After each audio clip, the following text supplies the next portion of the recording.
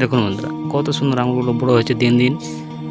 তাই আপনাদেরকে বলবো, যদি ভালো লাগে লাইক করবেন, আর অনুরোধ রইল সাবস্ক্রাইব করে পাশে থাকবেন, কারণ আমি প্রতিনিয়ত আঙুর গাছের ভিডিও করে থাকি। অনুরোধ রইল আপনারা সাবস্ক্রাইব করে পাশে থাকবেন, এটাই অনুরোধ রইল। বুঝতে পারবেন পুরো ভিডিওটা দেখলে কীভাবে আঙুরের সাইজ বড় করা যায়। চলুন তাহলে। নমস্কার বন্ধুরা, আমি কৃষ্ণপ্রসাদ পট্টনায়ক, পূর্ব মেদিনীপুর ময়না থেকে। বন্ধুরা দেখুন, আমার ছাদ বাগানে আমি একটু ছোট্ট পরিসরে আঙুর চাষ করেছি। চাইলে আপনারাও করতে পারেন। দেখুন কত সুন্দর আমার বাগানে আঙুর হয়েছে।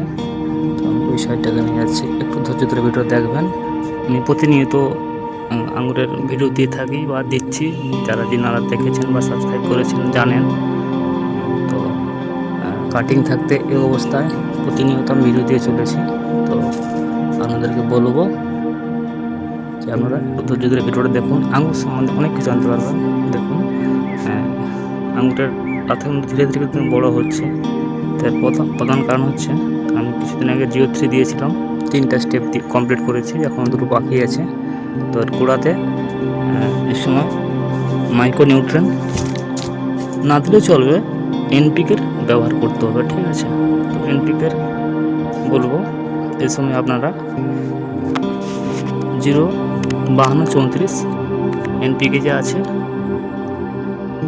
সেটা আপনারা প্রতি লিটার জলে 2 গ্রাম হারে ব্যবহার করবেন। যেহেতু আমার ছাদ বাগানে টবে বা বড় ড্রামে আছে, আমার ফলের পেটিতে লাগানো আছে, তো আপনাদেরকে বলবো আপনারা প্রতি লিটারে 2 গ্রাম করে ব্যবহার করবেন। 05234, ঠিক আছে? নাইট্রোজেন নেই, 52% ফসফরাস আর 34% পটাশিয়াম, ঠিক আছে? ওটা ব্যবহার করবেন। তারও 7 দিন পরে আপনারা 0050 মানে শুধু পটাশ ব্যবহার করবেন, যাতে ফলের সাইজটা সুন্দর করে। হ্যাঁ, শুধু পটাশ ব্যবহার করবেন। তার 7 দিনের পরে ব্যবহার করবেন 19-19-19 মানে ব্যালেন্স এনপিকে। 19-19-19 কমপ্লিট হলো। আবার 7 দিন পরে আবার প্রথম থাকবে 05234, তার 7 দিন পরে ব্যবহার করবেন শুধু পটাশ। তার 7 দিন পরে আবার 19-19-19 ব্যবহার করবেন। আঙুরের সাইজগুলো কিন্তু খুব সুন্দর হয়েছে। দেখুন প্রতিনিয়ত ভিডিওতে চলেছি, তাই আপনাকে বলবো একটু সাবস্ক্রাইব করে পাশে থাকবেন, এইটুকু অনুরোধ। দেখুন কত সুন্দর বড় হয়েছে। তো সেই সাইডে দেখাচ্ছে আপনাদেরকে।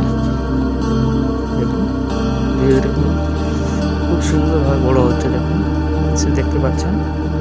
আপনার আছে অনুরোধ সাবস্ক্রাইব ফলো করে পাশে থাকবেন, এটাই।